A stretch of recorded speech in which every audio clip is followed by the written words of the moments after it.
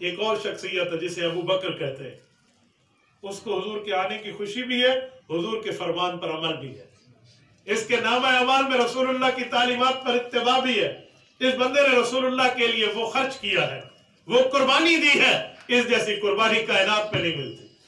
جب غار ثور میں ابو بکر صدیق رسول اللہ صلی اللہ علیہ وسلم کے ساتھ گئے تھے تو صدیق اکبر کے جسم پر 3 کپڑے تھے، ایک چادر تھی جس کو بطور قمیص استعمال کر رہے تھے، جس کو بطور پگڑی استعمال کر رہے تھے، ایک قمیص تھی اور ایک شلوار ہے ابو بکر صدیق کی، انہوں نے اپنی پگڑی بھی اور اپنی قمیص بھی اس سے پورے غار کے سوراخ بند کیے تھے۔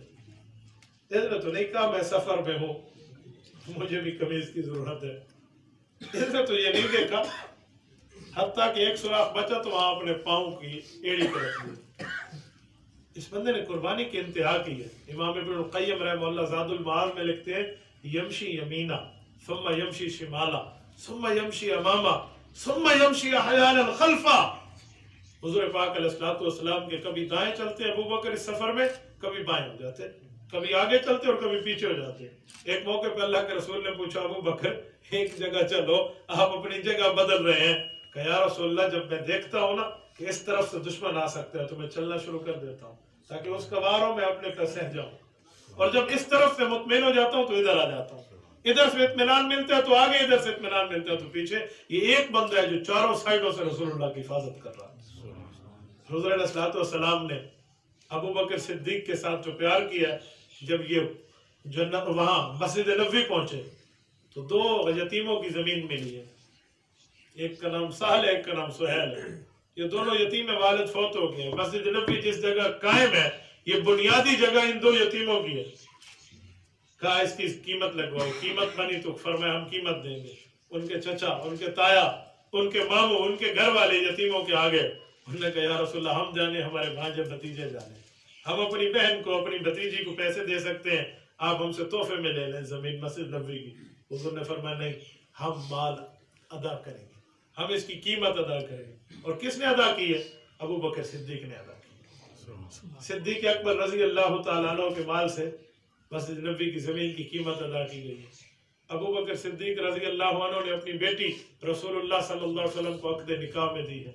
ابو بکر صدیق نے رسول اللہ صلی اللہ علیہ وسلم کے کہنے پر اپنی مال، جان، وقت کی قربانی دی ہے۔ تبوک کا موقع تھا، تبوک مدینہ پاک سے تقریباً 1200 کلومیٹر کے سفر پر ہے۔ کیا کی جگہ جہاں کھجور اگتی ہے نا وہ سال میں 1 بار پھل دیتی ہے۔ اس قربانی کی بدولت مدینہ کے وہ باغات جو صحابہ چھوڑ کے گئے تھے سال میں 2 بار پھل دیتے ہیں۔ ابو بکر صدیق نے اس موقع پہ مال کیا دیا؟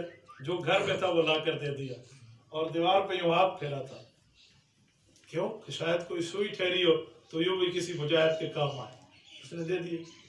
عمل میں رسول اللہ صلی اللہ علیہ وسلم کے لیے اس نے بندے نے ایسا کیا کہ ایک جگہ ہے مسجد قباء جائیں، اللہ آپ کو لے جائے، قباء کی دائیں سائڈ میں آپ ہوں، دائیں سائڈ میں آپ روڈ کراس کریں، ایک میوزیم ہے، میوزیم کراس کریں تو ایک جگہ اسے کہتے ہیں مقام تغلیل، زال سے نہیں زوئے سے، مقام تغلیل، اس کا معنی ظل، سایہ کرنا۔